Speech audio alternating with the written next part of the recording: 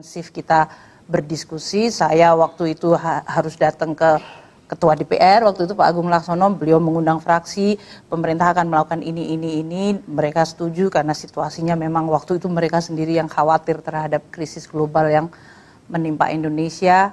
Jadi kalau keputusan itu dipersepsikan salah, saya hampir yakin pasti langsung dibuat rapat kerja dan saya langsung akan diinterogasi seperti yang dibuat itu, tapi enggak. Nah, menurut Mbak Ade, lebih susah mana berbicara depan pansus atau bicara di depan forum internasional? Di internasional itu kan is a civilized audience biasanya. Maksudnya jadi yang di depan pansus? Ya dia civilized in their own way. Kalau di pansus kemarin kan diharapkan oleh masyarakat membuka kebenaran dan kebenaran itu mungkin hanya terbuka kalau dibentak dan dimarahin gitu. Padahal kan sebetulnya tidak. Kalau mereka baca sama-sama dengan kami atau mereka ambil dari berbagai sumber, mereka bisa mengkonstruksikan pertanyaan yang baik. Dia udah nanya dengan suara yang sangat tinggi dan saya ingin menjawab, saya belum jawab sudah dibilang. Sudah dipotok lagi? Ya sudah, saya tidak mau mendengar. Loh, kalau begitu saya sebagai saksi suruh ngapain gitu. Ada perasaan marah kah? Enggak, saya rada ngantuk aja sebetulnya waktu itu. Agak ngantuk. Nah, ada yang menarik memang pada saat pansus kemarin, hampir seluruh media waktu itu dan disiarkan secara langsung ya, televisi, dan hampir semua reporter televisi bilang Menteri Keuangan memegang tasbih, gitu ya. Apa makna tasbih sampai Mbak Ani memegang tasbih ketika berada di pansus? Ada satu momen-momen tertentu kita ingin mengadukan kepada yang menciptakan kita, karena banyak hal yang sudah nggak bisa lagi rasio kita untuk menjelaskan gitu. Dan kita bingung saja ada manusia yang bentuknya seperti itu karakternya gitu ya. Dan karena sudah tidak bisa dijelaskan, saya rasa ya kita kembali saja. Ini ada rencana apa untuk saya? Kenapa kok harus menghadapi ini? Habis dia nggak boleh saya ngomong, dia bentak-bentak, yang mendingan saya zikir daripada saya pusing. Nggak pengen balas bentak, Mbak? Enggak lah. Kasihan dia dibentak. Tahu nggak, Mbak? Aku nggak diajarin bentak sama ibu saya. Yeah. Nah, tapi waktu di pansus itu, ya Mbak ya, salah satu sumber keributannya itu adalah soal SMS-nya Mbak Ani kepada presiden yang di-CC-kan ke wakil presiden.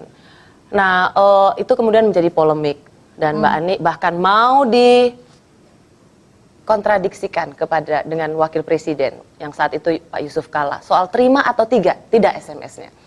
Saya mendapat SMS yang dikirimkan oleh Mbak Ani itu, yang buat saya pantas. Ya betul, saya percaya Pak JK tidak menerimanya dan tidak membacanya. Ini SMS-nya ini A1, salah seorang yang membuka rahasia ini berada di sini dan siap mempertanggungjawabkan isi SMS itu. Kita lihat SMS-nya seperti apa yang dikirimkan Mbak Ani. Bener nggak ini SMS yang Mbak Ani ini nih loh? Bener nggak ini SMS-nya? Hah? Bener nggak Pak JK, ku sama temen-temen udah ambil keputusan buat bail out besok, soalnya ntar takut dah krisis gitu. Oke, love you Pak JK, bye-bye. Bye-bye. Ya iyalah Pak JK nggak baca nggak ngerti. Saya rasa Mbak Ani kirim SMS-nya masa bahasa alay gitu kan. Tapi tentang SMS gini dulu Ros, nanti kalau dibuat. Waktu jadi menterinya Pak SBY itu, waktu awal beliau kan mengatakan ini ngurusin Indonesia itu is a really full time job, pekerjaan yang penuh waktu gitu. Jadi tidak boleh ada halangan untuk seorang menteri melapor atau yang lain. Dan ada pembicaraan atau ada keputusan yang penting, itu saya pasti malam akan kirim kepada Bapak Presiden laporan. Mbak, ini itu kan menunjukkan pertanggungjawaban bahwa apapun yang dilakukan oleh Menteri Keuangan, bosnya tahu dong. Loh, kebijakan saya menyampaikan iya. Artinya pansus menanya saya kalau pakai bahasa Jawa dedes itu ya. Karena mereka mau apa artinya sih, Mbak? Des itu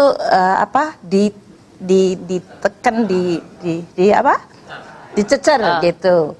Tapi sebetulnya dari sisi konsep bahwa saya pembantu presiden, policy, kebijakan yang diminta Bapak Presiden, saya harus mencegah krisis. Saya tidak boleh masuk kepada program IMF. Kalau orang kan bayangannya, pikiran ngeresnya adalah saya lapor itu, robetan telur diapain? Kita kenal nggak? Itu nasabahnya duitnya aman apa enggak? Dikiranya itu ada percakapan yang bentuknya itu seperti itu, bukan. Dengan presiden santun sekali dan memang itu adalah koridor policy. Tapi yang ingin saya tanyakan adalah, so what jadi menteri kalau diperlakukan seperti ini? Kenapa sih nggak mundur aja? Jangan dijawab dulu, kami kembali sesaat lagi.